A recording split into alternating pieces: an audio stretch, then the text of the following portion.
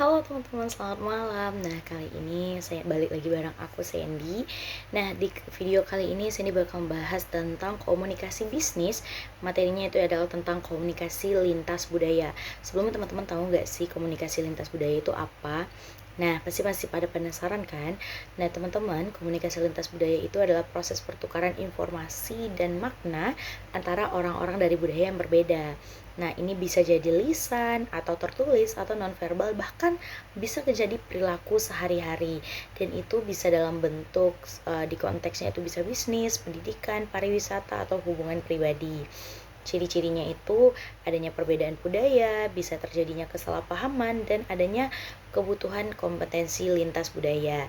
Nah, komunikasi lintas budaya ini perlu kita pelajari, itu gunanya untuk saling memahami, untuk membangun hubungan yang baik, dan untuk menyelesaikan konflik. Nah, teman-teman, penasaran gak sih, saya udah ngebahas tentang apa sih komunikasi lintas budaya itu. Nah, contoh-contoh komunikasi lintas budaya itu ada yang bahasa verbal dan non-verbal. Misalnya ketika kita berbicara keras, dan di beberapa daerah berbicara keras itu tidak baik, atau dalam bentuk postur badan. Nah, contohnya aja nih, misalnya orang Sunda itu cenderung berbicara dengan bahasa yang halus, misalnya punten teteh, punten akang. Tapi kalau di Medan, kayaknya orang itu biasanya aksennya lebih keras gitu, kayak mau kemana kau? Kayak gitu. Atau mau kemana nong boru? Kayak seperti itu. Jadi perbedaan lintas budaya itu seperti itu. Atau kebiasaan, misalnya kata-kata awak lita. Lita itu capek kan. Nah, di beberapa daerah lita itu juga bisa disebut lapar, seperti itu. Nah, ada yang tahu entong? Nah, entong itu kayaknya kita seperti dengarnya kayak nama uh, seorang karakter gitu ya. Nah, ada di sebuah daerah di nama saya, entong itu artinya bodoh. Nah, seperti itu. Nah, ada juga nih, kalau tadi kita bahasnya di dalam daerah, di dalam Indonesia ya. Nah, kalau di luar Indonesia, itu ada di Amerika, ketika kita natap mata orang nih, kita tatap mata orang asing, langsung ke matanya gitu, itu dinamakan tidak sopan. Jadi misalnya kita nggak kenal nih, saya dan teman-teman sekalian tidak kenal, terus kita tatapan nih di luar gitu. Nah, itu tandanya tidak sopan di Amerika. Tapi di budaya Timur Tengah sendiri, kotak mata langsung itu ditandakan sebagai menghormati. Beda banget ya, satu dibilang nggak sopan, satu ternyata menghormati. Nah, karena itulah namanya komunikasi lintas budaya. Nah, terus di Perancis itu kalau kita nawarin makan ke orang nih, dan orang itu menolak tawaran makan kita, bisa jadi karena dia kenyang kan.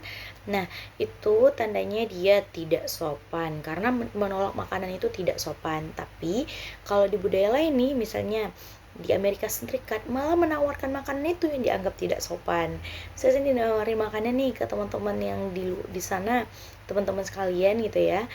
Nah, itu karena kita nggak kenal ya, karena kita teman virtual. Nah, itu disebut sebagai tanda yang tidak sopan. Nah, di Jepang itu juga ada nih di perbedaan budaya selanjutnya. Itu di Jepang, kalau kita ngomong di tempat umum dengan suara keras itu dianggap tidak sopan. Tahu kan setenang apa di Jepang itu, bahkan kayak kalau suara kita jalannya terlalu tuk tuk tuk tuk itu banget.